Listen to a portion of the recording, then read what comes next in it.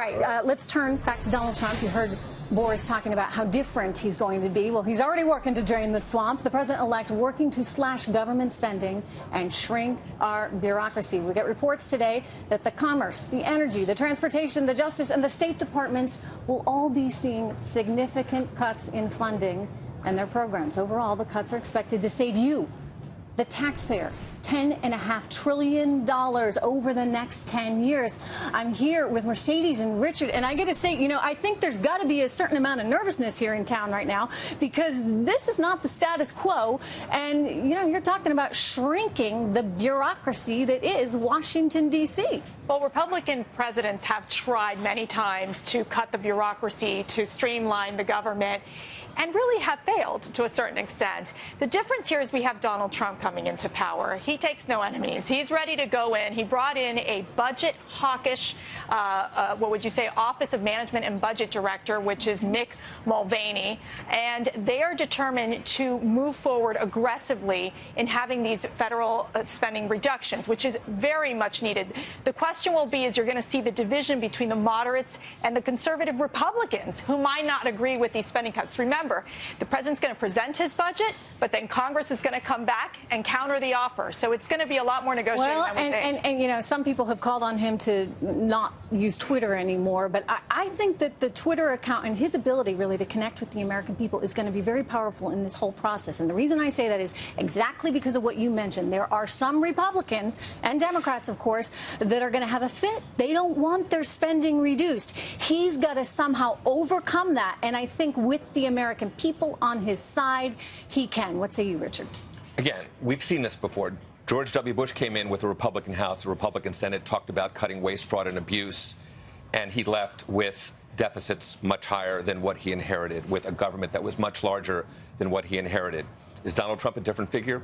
Of course, I will stipulate that. This is his day. I don't pretend to say anything negative about him.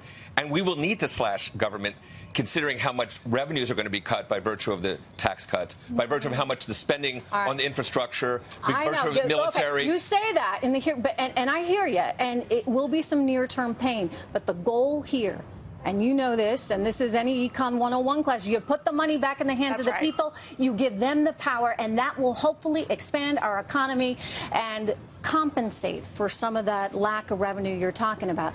Let me turn to another topic, and that's the division that everyone talks about right now in this country. You know, I was looking at a map again this morning. Do we have this map we can show the viewer? I was looking at this map, and I'm always struck by the sea of red that you see. I'd love to show it to viewers because it's really amazing. There's just a couple of little blue pinpricks here and there. And so when the left and when Hollywood and when members of the mainstream media come out, Mercedes, and they say we are not united, we are highly divided, I say take a look at the map.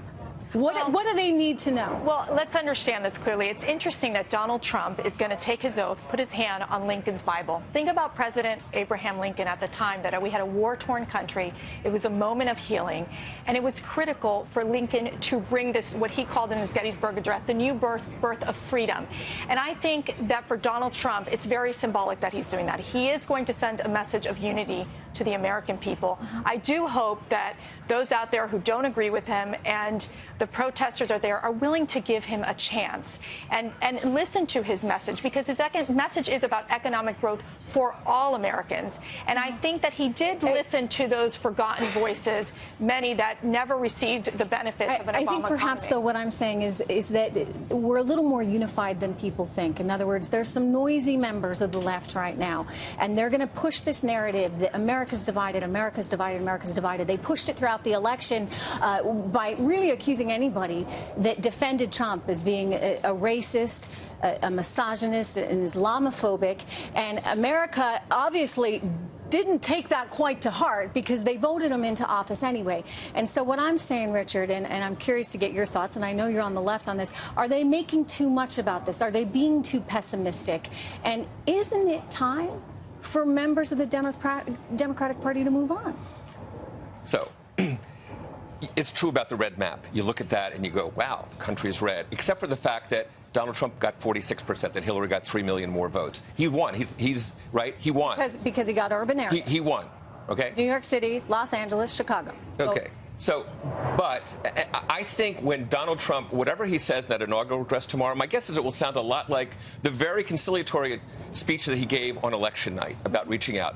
And on the heels of that, we saw him going after John Lewis and Meryl Streep and his enemies. John Lewis went after him, too. I mean, let's be real. So he talked about on New Year's Eve, his enemies were losers.